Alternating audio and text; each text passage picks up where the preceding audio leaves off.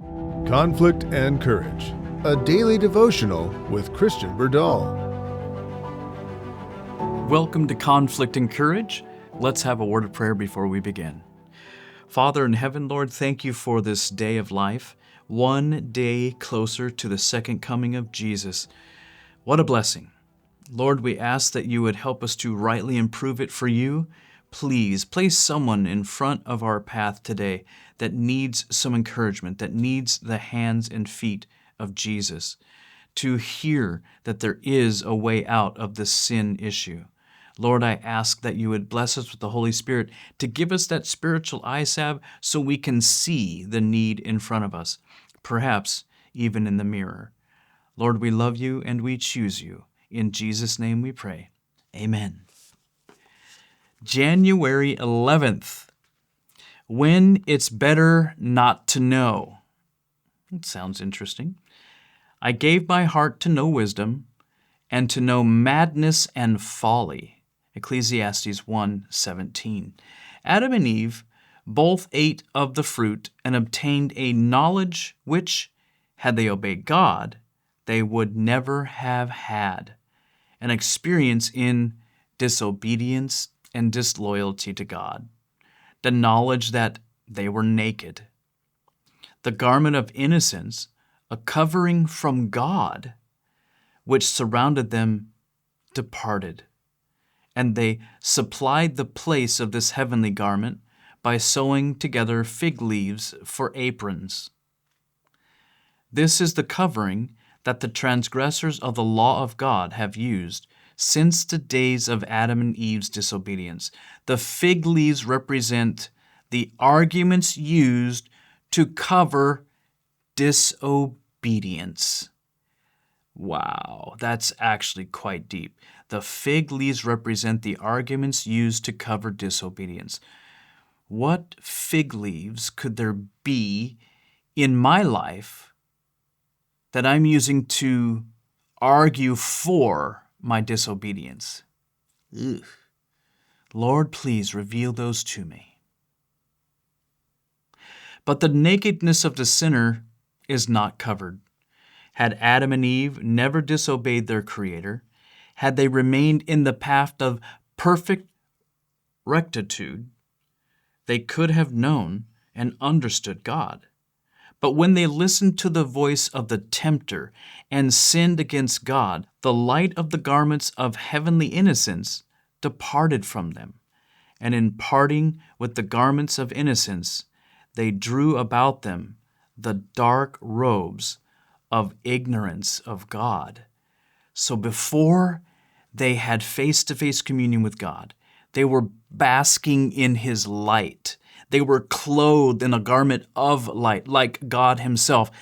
And when they sinned, that garment was removed, and they were now revealing their nakedness. So they stitched together their figs of covering, and they are now in the deep robe of ignorance of God.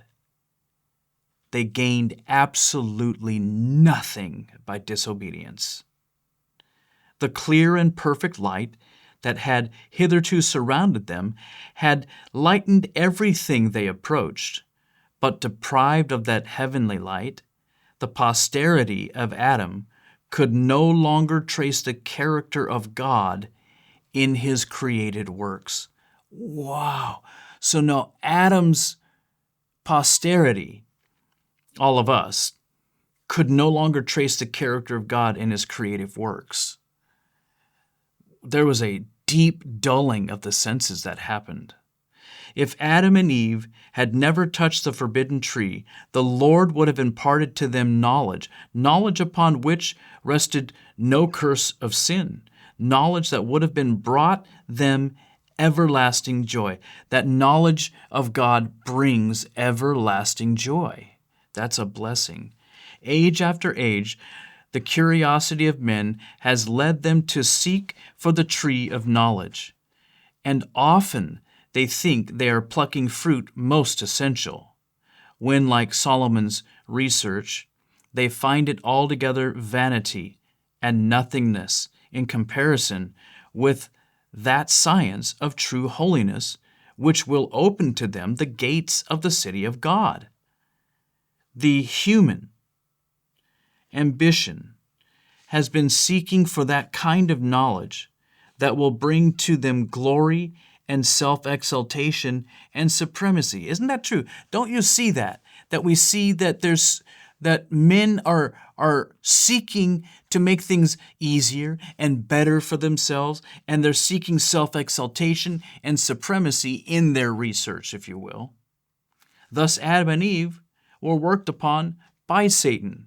So human ambition outside of God leads to us seeking for self-aggrandizement, leaves us looking for that self-exaltation and that supremacy. But when we're surrendered in God and we are actually seeking, we have ambition, it's no longer our ambition, it's an ambition that is God-directed and God-guided. And those ambitions, like I'm a very ambitious person. I just have different ambitions than I had before. Now it's not to serve self, it's to serve others. It's to serve God. While that's an ambition, it's a righteous one, if you will. Amen? If all I'm looking for is to make money and buy a big house and get a car and get a boat and all these kinds of things, which there's not necessarily anything inherently wrong with those things, but if that's our focus, then we have the wrong focus, especially in the day and age in which we're living. What has God put in our hands that could be used for the gospel, that could be used to help other people? You see, it's not about us. It's not about what we can get for ourselves. It really is not that. And when we can have that shift happen in our mind to where it's a 180-degree turn, and now we're no longer worried about having this and keeping up with the Joneses or exceeding the Joneses. Like, if they have that car, I want this car. If they have this big a house, I want this big a house. It's like it all means nothing. The question I have is, how many stars are in our crowns? Not for the sake of going, look at all the stars in my crown. And the stars actually represent souls that we had a part in leading to a saving relationship with Christ, eternal life for that person. So how many stars do you want in your crown? I think that's a good goal, right? Not that we're like, oh, I got 642 stars in my crown so far, according to my tabulation. I mean, it's not how it works, right? No. The reality is, if we shift that thinking and say, Lord, I'm not going to focus on how many dollars. I'm not going to focus on how many houses. I'm not going to focus on all these things. I'm going to focus on a connection with you and serving my fellow man. And in doing that, we are told we are laying up treasure in heaven. If we're not doing that, my friends, then we are not laying up any sort of treasure in heaven, and we are heaping upon ourselves the very fuel that will lead to us ultimately being consumed. So I want to encourage you, be careful with what you focus in on.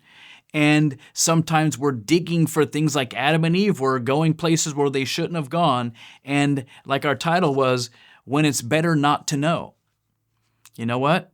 You don't have to know evil to know good. You do not. Everyone knows what's good. There does not have to be a yin and a yang and black and white and sin and no sin to understand no sin is better. Not needed. Adam and Eve had it. They loved it. Everything was great. They surrendered it. Don't do the same. God bless you. Have an amazing day. Take courage. Christ has got your back. We'll see you tomorrow. We hope you have been blessed by today's devotional thought. Shepherd's Call Ministry is a faith-based ministry made possible by the generous gifts of viewers like you. Visit shepcall.org for updates, our current and upcoming projects, and online giving. Until next time, may we each respond to the Shepherd's Call.